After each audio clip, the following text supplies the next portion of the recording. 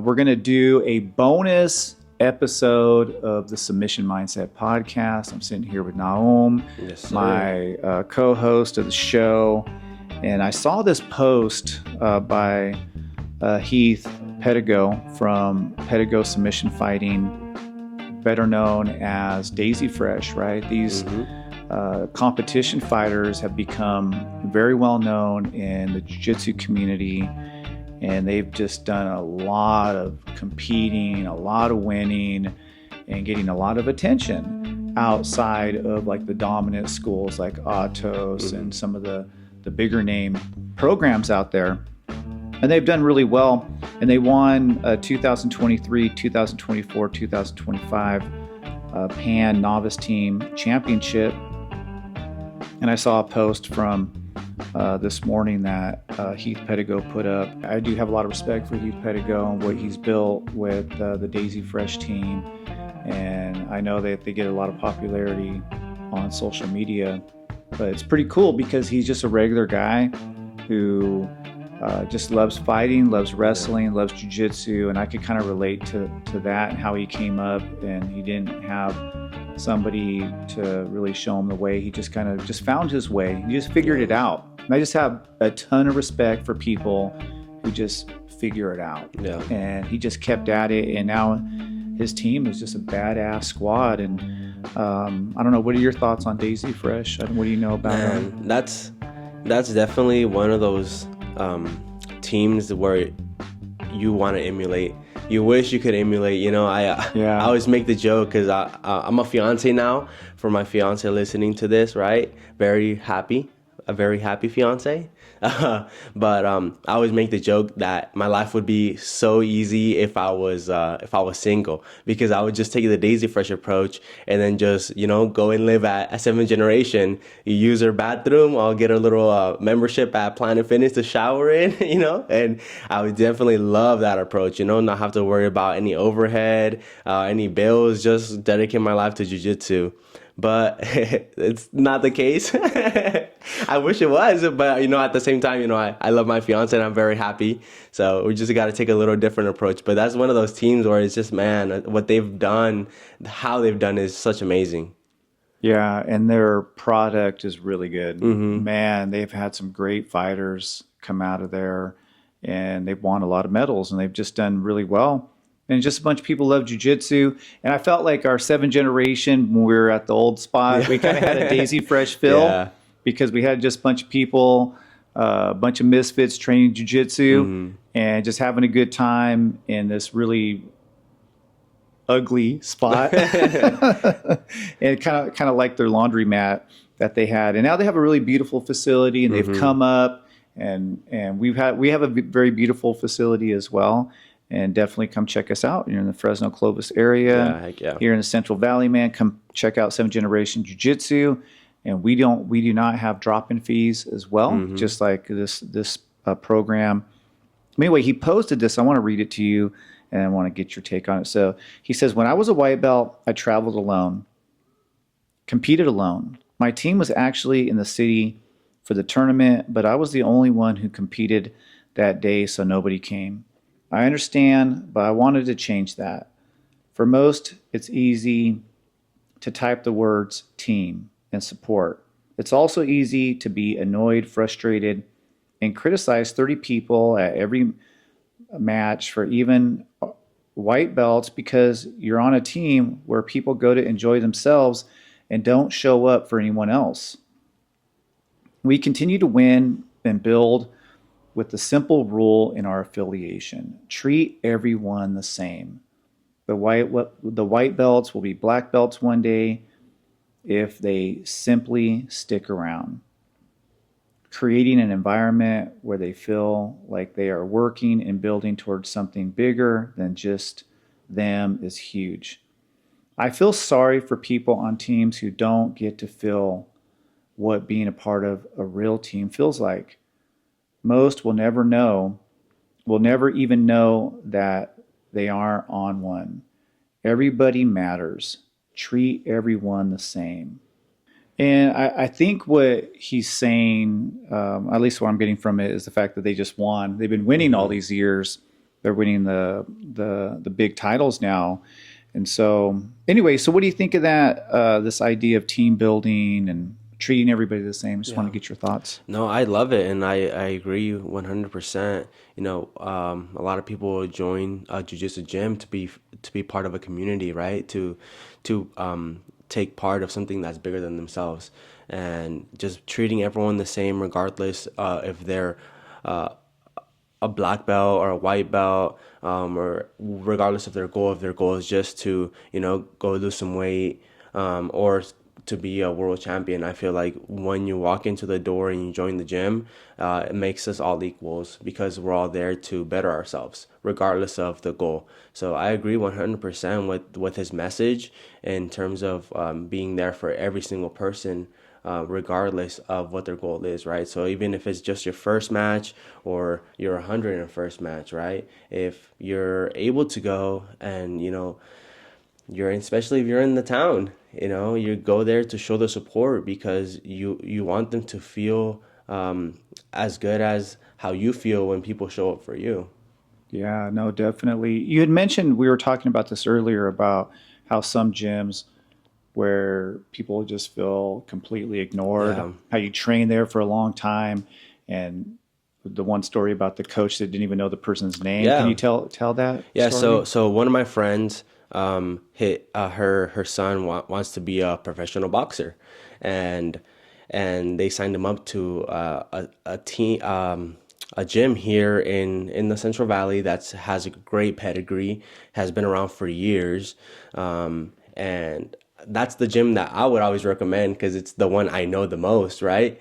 And it turns out that like 8 months down the road, the coach still didn't even know the little kid's name. And so I guess it's common practice for that gym to just ignore any new student for like a year. They give them like some random basic workouts that they have to do on their own on the side, and then if they're still there a year down the road, then that's when they start giving them attention. And that happens a lot in a lot of fight gyms, a lot of boxing gyms, and I've also talked to a lot of jiu-jitsu practitioners that both some that are still competing, I mean, still training, and some that just stopped training altogether because the gym that they went to, they didn't get any attention whatsoever as a white belt. The instructors, they were just focused on a select few high level competitors, and that's what we want Yeah, to avoid. totally want to avoid that. I feel as though our gym, we have a really good balance there because we have people who are never going to compete, or maybe I don't know, maybe they might, but that's not their main purpose. They're not looking to compete. But I never look at a student that walks through the door. I'm not going to spend time with them because they're not interested in competition. And I have heard stories of people who go to gyms and they feel as though they just don't matter because Yeah. they're not into competition, or there's certain people that they get the majority of the attention and whatnot. And it's almost like there's cliques in these Yeah. gyms. I love what I love about Pedigo Fighting Submission Team is just like their come up and how they just have a bunch of people who are just regular average jujitsu people who become super well known in jujitsu, and it's because of, I feel like, that culture that Heath has created in terms of just welcoming anybody in and not judging people and not looking at someone, well, there's a supreme athlete, I'm going to work with them. Yeah. Because a lot of his people, they don't look like supreme athletes. I don't even think they are. But think about jujitsu, and this one thing I love about the activity is that you could become really good at this, and you don't have to be super, super athletic. Yeah. You could just have a little bit of athleticism and take that super far if you have the right culture and the right team support. That's true. And I don't know what your thoughts are on Yeah, that. man.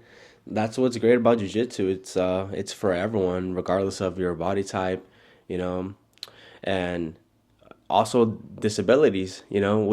I recently competed at the JJWL in Stockton, and there was a purple belt that I think he was a burn victim. Obviously, I don't know. I could be wrong. I don't know the guy, but on one arm, he was missing his hand entirely, and then on the other hand, he had only a couple fingers, and I think he wrecked everyone. He looks so good out there, and so it would have been easy to judge him as a white belt when he walks in, and just not spend any time. But man, you never know what's gonna come from a person. You know, you can't judge a white belt or you can't judge a beginner because you never know what they're capable of or what they might bring to jujitsu in general. I mean, look at Jean-Jacques Machado. He doesn't have a full hand, and he revolutionized a lot. So much, yeah. And I think about just like my students, like we have Sal at the gym, and he suffers from seizures, and he can't train as hard as other people, and he has to be really cautious about the way that he trains. He can't get overheated, and I would never look at him and say, "Well, you can't train like everybody else, so you don't matter." No. You know, and I feel like when he walks through the door, I always show him just a lot of love because, you know, first of all, I do care about him. I care about all of my students. I want them, you know, to each feel a part of the community, a part of the team. And I do like the idea of this concept of being a team and not so much like a cult type of team. Like we're a cult and you can't appreciate some other team. You can only be about your team. Not that type of team environment, but more of like we're trying to help each other. We're trying to support one another. Yeah. You don't have to be a competitor, but it doesn't mean that you can't help somebody who's competing, right? You don't have to be all about jujitsu and maybe it's just something you do a couple of times a week, but you still bring something to the team. Definitely. You bring something to the culture that we're trying to build at the gym. I don't know if there's anything you want to add to that. Yeah, we need beginners. We need people that want to compete. We need all kinds of people in our gym just to, you know, add to the culture. Definitely, the gym can be like what it is now without completely different personalities and goals and mindsets. So Agreed. I agree. Once you're part of the seventh generation team, in our case, right? Everyone matters exactly the same. Whether you just want to come and do some jujitsu for fun to de-stress, or if you want to compete as much as you can. Like personally, I tried my best to support and be there for everyone. And I hope like others, you know, they'll embrace that same culture and just be there for everyone because it's such a powerful thing. Just to feel like you are part of something bigger than yourself and feel like you matter. Absolutely. And treating everybody the same, whether you're a white belt or a black belt, man, I love that too, because we live in this hierarchical based society where we give somebody respect just because of who they are. And I've experienced that in my life where I feel like people will treat me a certain way and then they find out, oh, this person has a PhD or this person's a college professor. And then all of a sudden I'm treated a little better. And I'm like, man, that's bullshit. I'm like, why don't we just treat people well just because you're another human being? You know, why are we going to treat a white belt poorly just because he's a new white belt? That's a person, right? And there is a hierarchical thing that I don't like about our culture. And so when he did say that did resonate with me. And then the idea of like a community and building a team, you know, the idea of team and support. I'm a firm believer in that. And I know we live in an individualistic society and we definitely think about ourselves. And yes, jiu-jitsu is an individualistic sport. Very true. And when you're out there on the mat, it's just you and the other person. However, you can't train alone. Yeah. You don't get good without having other people who help you out. That's true. And I feel like that's something that we just forget in our culture. And we think that we did it all on our own hard work. Yes, obviously our own hard work that we put into something is going to pay dividends. But what if we didn't have anybody there to help us with that work? That's true. And that's something that I always try to keep in mind when people ask me, like, oh, how did you get to where you're at? How did you get to the point where you were able to, you know, earn the college degrees that you earned and get the professional job that you wanted? And I would always tell people is like, yes, hard work is number one. But I had so many people in my path that cared enough about me to take the time to say, you know what, I believe in you. Yeah. And I know you want to do good things with your life. Here, let me show you. Let me offer up a little bit of help. Let me offer up mentorship. Let me offer up a little bit of advice. I've had so many people that I'm so grateful for and so thankful for. And where I'm at today is a team effort. It's like a community effort. And I feel like there's just this individualistic mindset, and people forget that it's always a team effort, whether or not you believe it or not. Trust me, it is. And that's something I try to build at the gym, is just, that we're not just there for ourselves. We got to be there for others as well. Yeah. And I really like the idea of reciprocity. That's my gym culture. And I'm not saying that I don't push individualism, or I don't push people to just think about their own come up in jiu-jitsu. I do want them to think about that. But for them to get to that spot they want to get to, they're going to need a coach. No. They're going to need coaches. They're going to need training partners. And without that, good luck. Good luck training in your garage by yourself, doing drills and watching YouTube or whatever it is, teaching yourself. You're going to need a team. So anyway, that really resonated with me. And of course, the idea that, like with us at 7th Generation, we don't come from some big name background. I'm not a world champion. I'm not anything in jiu-jitsu, but I feel like I've been able to do this gym and create this cool environment that we have because I met Kel and what Kel brought right to 7th Generation. I met Spence, and every single student, like it was always a team effort. And I'm like, man, super proud of that.